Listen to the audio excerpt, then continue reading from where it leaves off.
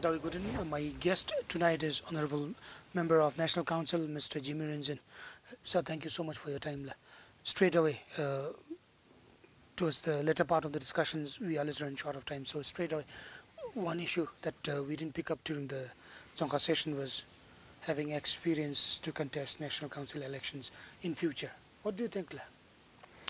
There is also now, it's become quite a topical issue actually in town. It depends on how one interprets constitution, by the way. Yes. I think as far as National Council was concerned, House tried to be very constitutional compliant. In terms of need for experience, it's also, I need not really elaborate here, by the way. Experience is required everywhere, more so for National Council, because we are not only legislating but also a review house. We're going to review the performance of the government, we're going to review the state machineries, we're going to review all the policies, we're going to review all sorts of papers, documents. So you need experience from all across, from every background.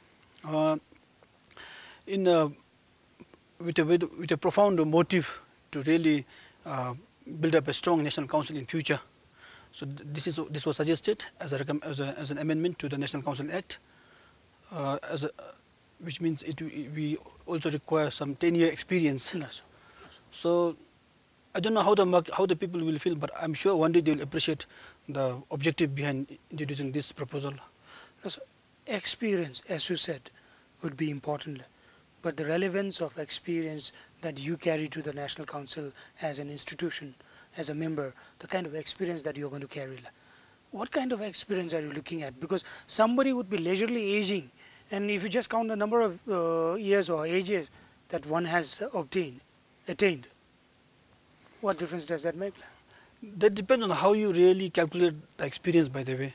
The experience years of 10 years should be verifiable. It should have some certain basis, by the way, to really say somebody has 10-year experience. Yes. I just want to, hypothetically give you some example to clarify the discussion here. Legitimately, one can start accumulating experience from 18 years of age, by the way, because by then somebody becomes a juristical person. He is a legal person. He or she can formally take up a job, and from the age of 18, somebody will also start contributing to the economy by paying taxes if somebody is earning, by the way. So even if somebody is still in a college, even if somebody is still in a school, if somebody has taken up some formal job after attaining age of 18, he or she is liable to pay tax. So from that point, if one can have some authentic proof to show that I have experience in certain field, I've worked in agriculture, by the way, and then I raised so much of income from selling my orchard products. Yes. And I paid taxes to the government. So that could be one basis I can think of just now to really verify somebody's experience. Now, in terms of a specific experience, we cannot really say that, because National Council as a review house reviews everything, by the way. We review agricultural document, we review education policies, we will review the teachers' conditions in schools, we will review the private sector development. So when, as 25 members as a body come together, we need to have experience from all the backgrounds, by the way.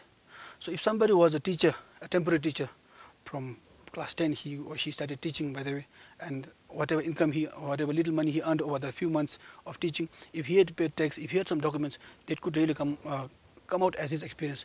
Somebody is 35 years old and if he has no working experience, I don't think we can really, just simply count on the age. Right.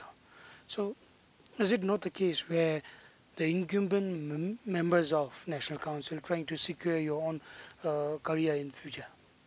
That's a point for people to really argue and challenge the present the incumbent NC members.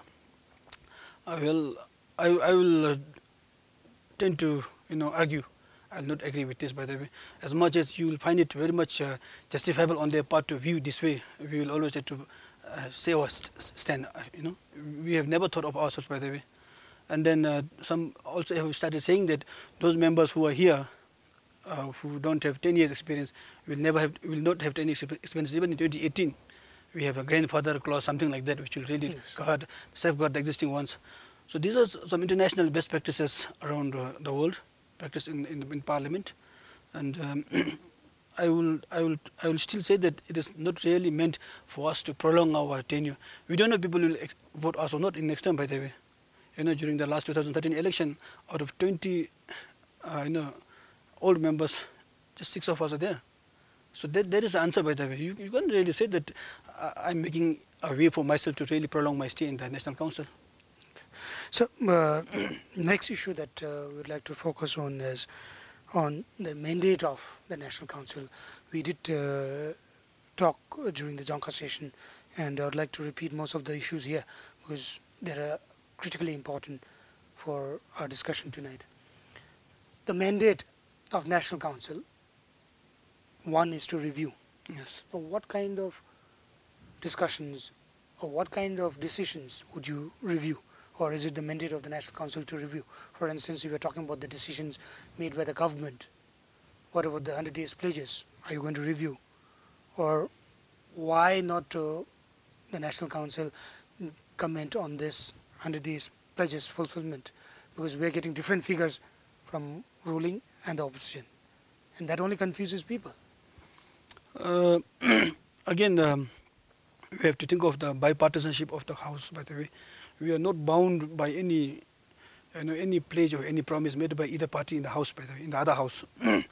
If National Council as a House picked up the review on this 100-day pledge, I'm afraid it will really sound politicized, by the way. We should not do that. And then if you review, we have to review as a package, as a the yearly or periodic document, not as 100-day pledge like that, by the way. One reason I see is because we have opposition there. They will keep check and balance with with themselves. So it will not really require our input then and there. However, having said that, we should not really shy away also, by the way. When the fiscal year ends in June 2014, when the Honorable Prime Minister will submit his State of the Nation address to the joint sitting, National Council will pick up. I think I'm not the chair, by the way. I cannot really say for sure, but as our mandate goes, I'm sure the House will pick up whatever is there in the PM's report, and then I'm sure PM will not leave this 100-day pledge out of the report. So then we will see how the report will be, and then I'm sure review will take place sometime, but may not be immediate, by the way, because the immediate review is really been done by opposition, and they're really debating on day-to-day basis, by the way. So that will be done by keeping national interest in mind. Yeah, of course. Whatever review, whatever exercise we do are really bound by national interest, by the way, the sovereignty, security, interest of the people and the country at large. So what do you think about the interpretation of word apolitical? Because National Council is supposed to be apolitical, remain apolitical, but there are so many interpretations, and some lavishly interpret, some unreasonably interpret, and in the process what happens is you as a member of National Council cannot freely walk with a member of opposition, because then people would like to think and believe that you are associated with the opposition.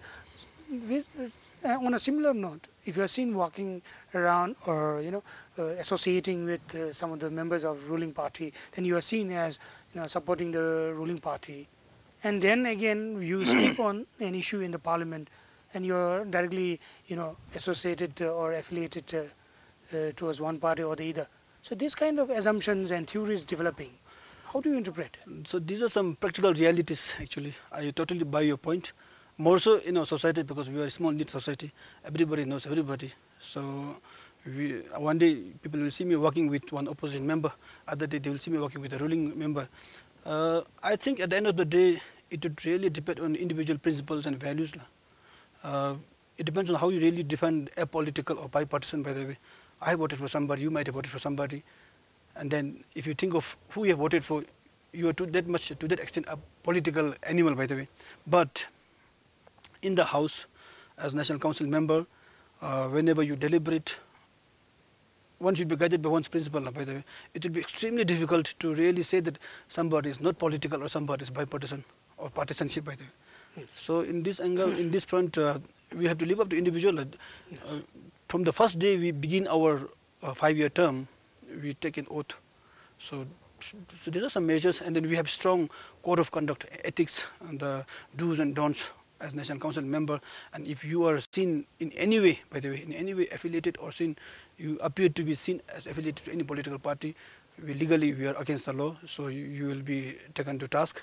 We have a National Council Act which is so precise and clear that you should be bipartisan, by the way, and even your day-to-day job or your work, the work you do day-to-day basis, are also guided by a series of code of conducts, by the way. So I sincerely hope all these are in place, which will really guide all of us individually. Yes, sir. So while we observe the last session in progress, honorable member, you were one of the honorable members who voiced out concern on having to amend the Election Act. Why? What was the rationale behind? As I said in the House also, I was in no way pointing out the flaws of the last election, you know. But as a public representative, I listen to people, and they tell me, and then all these are based on doubts, by the way, suspicions and doubts and hypothetical scenarios they have created in their own minds. So what I proposed to the House was, between the 2 rounds of election, by the way, general round and the primary, a primary round and general round, Yes. there was this switching of candidates. Horse trading. I will not use the word horse trading, but switching of candidates from one political party to another. If you read the Election Act, that is allowed, by the way. So there was no flaw with ECB as such, but in the process of doing such things, it gave this opportunity for people to have doubt. These parties were one and the same thing, by the way. They have done Coalition. There could be inside a coalition. So I suggested, if at all the House decides to initiate amendment of National Council Act, we should remember these points, so that in future elections we will leave no rooms for people to really develop doubts in their minds. Otherwise, on one hand you are saying coalition is not allowed, it's forbidden, by the way, legally, and on the other hand you see party members jumping from one to another. More so if a party leadership goes to another party, then So you see that as a problem. then it's extremely difficult for me to explain to the people. I will try to justify that legally they are allowed. He or she had resigned from another party. He or she is no more in that party. He or she is now have started bearing the responsibilities, roles of another party. But I don't know how much I have really convinced people. So from that point of view, I have suggested, if we at all decide to amend Election Act, we should remember these points as well. And also, I did raise this in one of our meetings with ECB officials, by the way. And they said we are simply following the Election Act, which you all had passed in 2008. So ownership goes back to you. So we need to now, if at all we start initiating amendment of this, so these are some points I raised we should not forget. But wouldn't it be too early to amend, because you just passed in the last session, and then again this session you amend some of the clauses that are there already, or incorporate new ones? I don't think it will be late, by the way, because if we start initiating amendment in summer 2014 Yes. by one house, then it will go to another house by winter of 2014-15. Yes. So then by 2015 mid, we can really have an amended Election Act. So 2015, and then 16-17, then we have ample time for Election Commission of Bhutan to really prepare according to the new provisions. So it will not be late, by the way. It will always better to do fast if you really want to. Yes. So one issue that was pointed out time and again, whenever you had discussions on amendment of Election Act or any political corruption related issue, one issue that was time and again raised even during my shows was that people tend to blame the party workers for everything that has happened. Do you think it's fair to blame them? If the accountability is fixed on the candidates, don't you think these party workers will fall in place? It's true. It's either way, by the way. People tend to blame the party workers, but they have somebody advising them, by the way. They have been thoroughly guided by somebody. And also, if you read the election laws, by the way, the onus of responsibility should fall on the candidate, by the way. And then when I was campaigning for 2013 election and back in 2007 election, by the way, I was always worried. I was so much concerned that if anybody, if my representative, if my supporter did anything illegal, I would be questioned, by the way.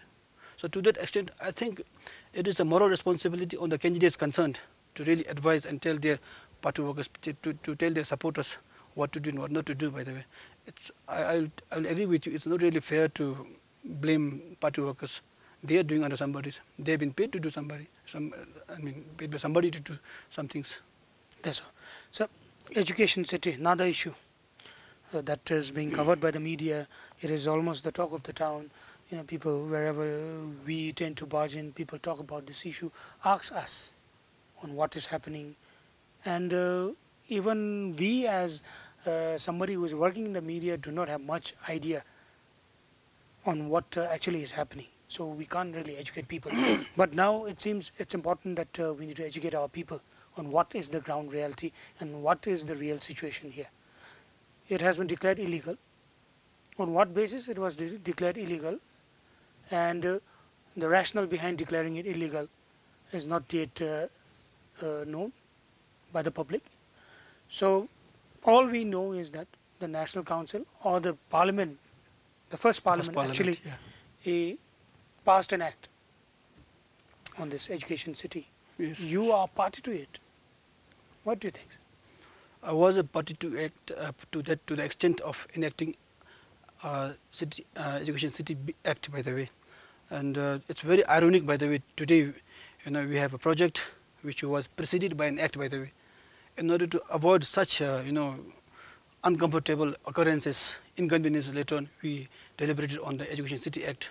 Yes. And as far as the act is concerned, all the provisions are very much clear, specific, and the ensuing norms, ensuing procedures, rules and regulations should all have been drawn out from this act. And I only wish the rules and regulations, norms and procedures are all as per the provisions of that act. If these rules and regulations are not in pursuance to the act, which sort of entailed to this scenario just now, then we will have to review it. We'll have to, I think our NC as a house will review and then submit some recommendation to take accountability, by the way. So on the other hand, so what was your first reaction when you heard about the legality status of the project? Did that worry you? Because by now, some time passed after you heard that it was declared illegal, and by now people expect the National Council as well to come up with some findings and then let people know on their status. Well, I'll not say I was really worried, but as a matter of fact, a bit concerned, by the way, because we deliberated in detail on this Education City Act, and then as far as I can remember, one contentious issue during the deliberation of the act was, the lease term. The earlier draft was had a mention of lease term of 90 years, by the way, Yes. between the lessor and the lessee, which the National Council, reject and sort of debated on that, and then we said instead of 90 years it should be 30 years, by the way, because that's specified by the Land Act of 2007. So that was the only contentious issues, by the way. So when I first heard the legality or illegality of the project which is ongoing just now, I sort of thought back to this contentious issues. If the government had really leased the land for 90 years. Besides that, I'm still not aware. We are yet to read the documents. What is the contentious issue? How this is illegal? How this is legal? House as a body has not reviewed it. We have not received any document, by the way. The only information, the only whatever we have heard, the knowledge I'm aware of is all from the media just now. Yeah, so in the hindsight, don't you think it's important to fix people who are accountable, or rather say, hold people accountable for whatever actions executed, whoever, be it institution or individuals, they should be held accountable. Well, they should be held accountable because we have to gauge the objective, the objective of why we had this project, why we had this act in the first place. We want to build a knowledge-based society. In fact, as I said in the Zonko session also, the only capacity, the only asset we have is our people, by the way. We cannot compete with anybody through economic terms. We cannot compete through military terms. Only thing we can compete with outside the world is through our HR capacity, human resource capacity. So, as mentioned in the constitutions, so much of focus, so much of budget is allocated to education, and education should be our priority, by the way.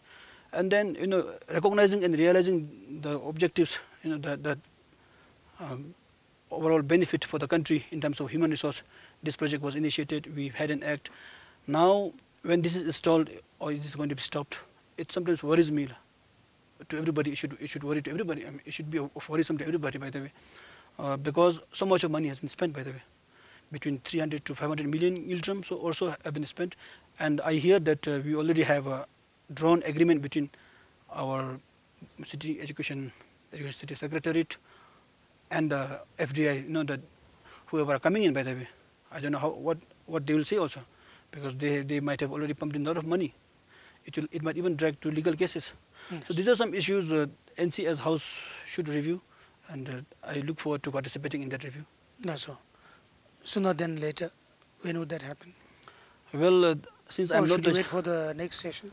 I cannot comment this just now, because I cannot really speak on the air, because I'm nowhere. I'm just a member in the House, and I'm speaking on my own behalf. It might really sound making a decision on behalf of the House, but I sincerely hope, and I'm sure the House will take this up sometime sooner than later, by the way. Okay. So let's come back to the Tobacco Control Act amendment this time as well. What actually prompts the members of National Council to go for amendment again and again? Is it because you had some consultative discussions with the people, and also you take into account the repercussions of the law that has already put in place? Some victims, say around 70 to 80 victims that were pointed out. So taking stock of whatever has happened, you again went for amendment. Is that it? I would tend to believe the basis for proposing an amendment to this is the House had reviewed the effectiveness of the earlier act. We had a Tobacco Control Act of 2010, by the way. Soon after this act was, this bill became an act. Yes. A few months later, there were cases of some, caught with few packets of tobacco product, and they have been, one Gelong was imprisoned for 3 years, yes. Uncompoundable, by the way. And then that was found to be too harsh, and there was a lot of public inquiry, as you would know, that the punishment was not proportionate to the crime, by the way. Yes. And so it resulted into amendment in 2012 with lightening a bit on the penalty side. However, picture didn't really improve, by the way. That availability of tobacco product was rampant. I can even use it. It was increasing, by the way. Availability was there everywhere. You can buy tobacco product from a shop in the town, but you don't know where it is available, by the way. So in the process, there's a lot of black marketing, coming up, which means nobody has been benefited except the one who is doing the black market. Yes. So in order to stop that, to reduce that, and also to make convenient for those smokers, the act has been amended, not in a big way, by the way, because the only change in the act is now you can buy openly, but you cannot buy from every shop, by the way. The new proposal supports licensing a specific shop, like we have a very few liquor shop in town. Yes. We will have a few places where you can buy tobacco products. Yes. And they will be taxed heavily through fiscal measures. And then if you have only 1 or 2 designated shops to sell tobacco, so there will be an automatic check and balance between them and other black marketers, by the way. Yes. So these are some beliefs we had taken up during our debate, during our proposal deliberation in the House. And in terms of that ban on cultivation, ban on manufacturing, ban on smoking on public places, these are all same. There is no change at all, except that you can buy from a certain shop. Yes, I think we will stop here on this Tobacco Control Act. Lots of things to be said, and we will keep coming out with programs on this as and when this act is deliberated in the National Assembly. Moving on, maybe the last issue that I'd like to point out, electric cars. What do you think? Just asking your opinion, not necessarily as a member of National Council, but just your opinion. Because this issue has been covered by media. Thank you so much. In the National Council, I'm a member of Natural Resource and Environment Committee. In fact, I'm a chair of the committee just now.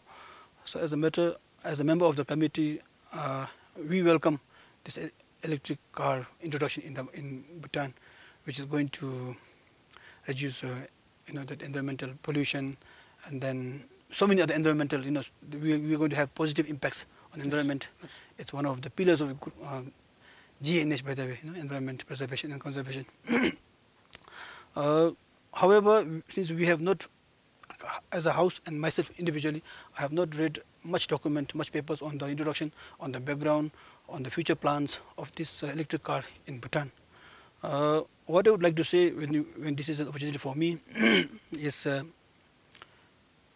this electric car introduction, of course, will be of much environmental benefit to the country, to our society, and like equally, I would tend to believe, I would tend to expect, my expectation is, as much as this is going to be environmentally positive, as much as this is going to really help the dealers, the sellers, it should be also that much, it should not be inconvenient for the buyers as well. From the news we read these days, one car would cost not less than 700,000, 7 lakhs by the way. It's pretty expensive at the outset by the way. And then if there's no loan or no finance, if we have similar economic conditions, I don't know how many can really afford to buy such cars also. So offices and institutions can buy. But that should not be. You have to go beyond that. Offices and institutions can buy because we have budget by the way. Ultimately, and then it will also not help our environment then. If you just sell to institutions by the way, how many cars will office buy by the way? Yes. Only if the citizens individually buy, then we will have so many cars run on battery by the way. So, but you're saying that you will do some independent studies on this. That will depend on the decision of the house. But yes. My sincere wish is it should also help the individuals. So let's hope, and then let's hope that people can really say that this is the car I have wanted, which I can afford to, which doesn't really cost me in recurring expenditure on monthly basis. I don't have to pump in petrol or diesel. I can just have to go to the station, charge the battery free of cost. Let's see how it goes. So yes. It should not only help the environment, it should not only help the dealers, it should also help the people. Yes, sir. Final question, sir. I know I've been repeating this question again and again, and not just to you, but even to other guests. And not so much as a reporter or journalist, but as a citizen of this country. How important do you see the need to bring people together after all these political divisions, after all this divisive politics that has been played? And today, you need to think as Bhutanese, people need to work as Bhutanese under one leadership, rest are all subjects, and that we need to come together. What do you think? What kind of initiative have you taken so far while you visit your constituencies, trying to bring people together? I have started appreciating the role of NC more than I have ever done actually, from last year's experience, even for 2008 election, because we are non-partisan. Yes. When I go to a village and conduct a public meeting, nobody will think that I am affiliated to either party. Yes. So to that extent, I have a lot of freedom in me to express. Yes. So what my personal experience when I visit my constituency in Pemagachal, whenever we have a public meeting, this is one topic I'll always touch upon. I tell them that no matter who you have voted for, which party you have supported, now we have a government in place, we have opposition in place. So they are there to serve all of us. Okay. And then we should not forget that we are under one king, this is one country, and we have one system. However, people have doubt by the way. And however, if the ruling party or opposition seem to be really biased, in a very obvious manner, and if you have anything on any experience of that type, they should feel free to speak out. Yes. We should also do it in the house, by the way. So, as much as it is NC's responsibility and roles, it's media, all of us together to really bring the people together. Yes. This is a part of democracy. People will divide, but ultimately we have to unite again. Yes, sir. On this note, we'd like to end our program. Thank you so much for your time. With this, we come to the end of our program. Thank you so much for watching Dawa. We'll see you next Wednesday. Thank you.